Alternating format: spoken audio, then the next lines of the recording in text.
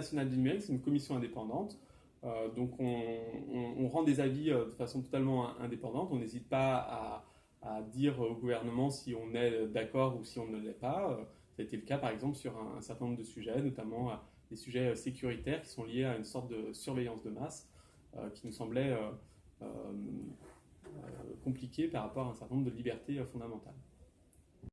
Alors, depuis 3 ans, le Conseil national du numérique a rendu un certain nombre de rapports. Par exemple, on a rendu un rapport sur l'éducation et le numérique, mais aussi sur la santé et le numérique.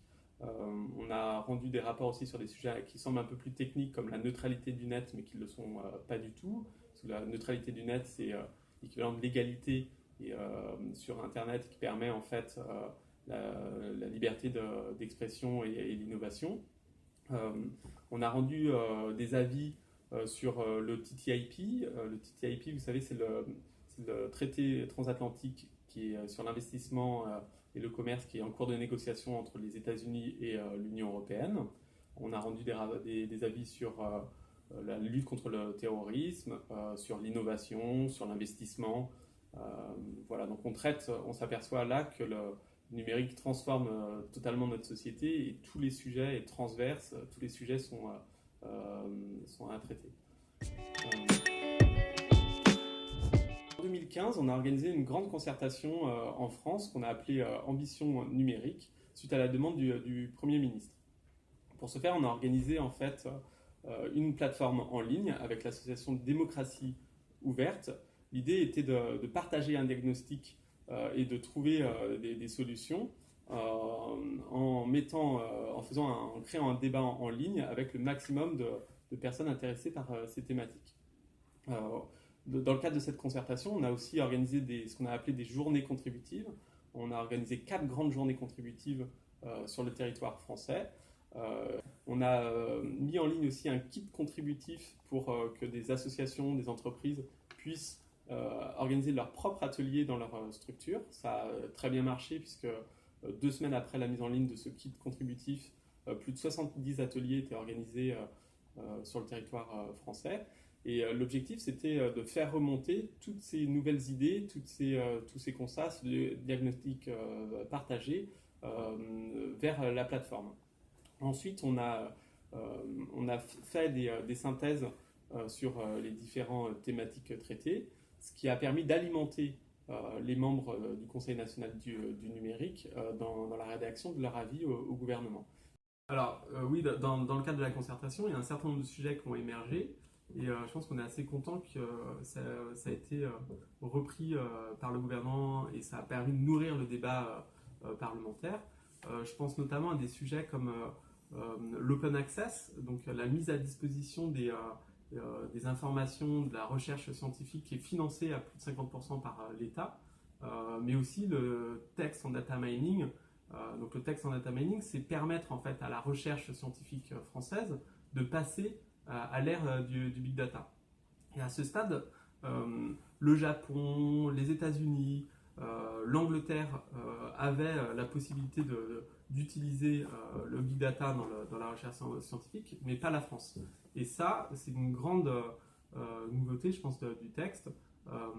Et ça n'a pas toujours été simple, parce que il y a un certain nombre de lobbies qui étaient contre.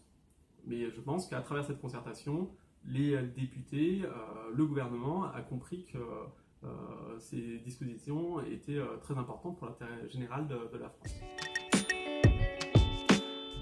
Tout le monde parle en ce moment de numérique et c'est vrai que c'est en train de totalement transformer notre société. Je reprendrai en fait un des membres du Conseil national du numérique qui est Bernard Stiegler, il est donc philosophe, et quand il parle de numérique, il parle de pharmacon. Donc c'est un peu un terme compliqué, mais ça veut dire que le numérique, c'est à la fois un remède et un poison pour notre société. Cette transformation du numérique, c'est une révolution. Il y a même plusieurs révolutions au sein de la révolution numérique. Et ce qu'on s'aperçoit, c'est que le numérique, c'est pas qu'une histoire de geek, c'est une histoire qui nous concerne tous. On a besoin de politiser en fait le numérique, ça concerne tous les citoyens. Et on s'aperçoit que si on veut bien vivre cette transformation de notre société, donc qui nous concerne tous, à la fois l'éducation, notre façon de nous informer, notre façon de voyager, on voit qu'à certains moments, il peut y avoir des frictions assez fortes. On voit les conflits qu'il y a actuellement sur les taxis, les VTC, sur un certain nombre de sujets. Et donc on s'aperçoit qu'on a besoin de penser le numérique, on a besoin d'avoir des compétences numériques pour pas être juste des consommateurs du numérique, mais aussi des acteurs du numérique. Et c'est pour ça qu'avec les membres du Conseil national du numérique, on pousse énormément le gouvernement pour qu'on puisse, que par exemple l'éducation nationale donne les bonnes compétences aux différents niveaux de formation. France 3.0, c'est à mon sens une France qui aura saisi tous les enjeux du numérique et qui mettra en œuvre un certain nombre de principes, d'actions, de moyens pour permettre au maximum de personnes de contribuer, de s'informer, de s'ouvrir et d'être beaucoup plus innovants sur un certain nombre de services. Par exemple, dans l'administration, avec ce mouvement d'open data, on va petit à petit permettre gagner en transparence. Ça va permettre aussi à un certain nombre de jeunes, de moins jeunes, d'entreprendre et de proposer des nouveaux services. Et je pense qu'au global, en s'appuyant en fait sur cette nouvelle transformation numérique, on va gagner en intelligence, et c'est en s'appuyant sur cette intelligence collective que la France pourra rebondir après.